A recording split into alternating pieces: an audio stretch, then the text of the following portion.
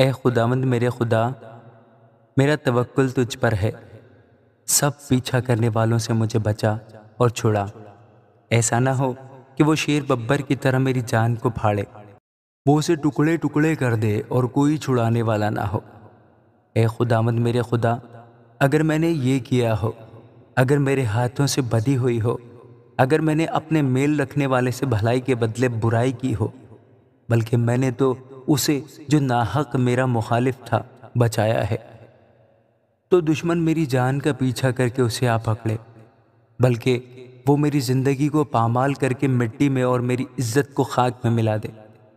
اے خداوند، اپنے قہر میں اٹھ، میرے مخالفوں کے غضب کے مقابلہ میں تو کھڑا ہو جا اور میرے لیے جاگ۔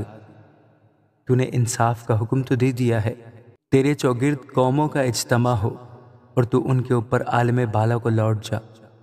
خداوند قوموں کا انصاف کرتا ہے۔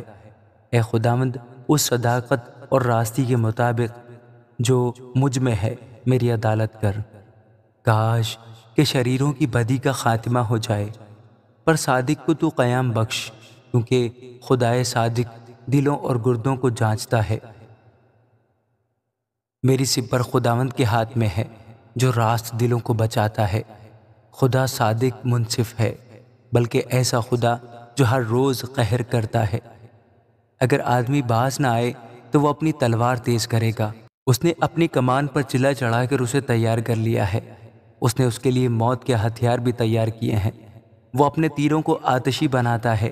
دیکھو، اسے بدی کا درد ذیل لگا ہے، بلکہ وہ شرارت سے باردار ہوا اور اس سے جھوٹ پیدا ہوا۔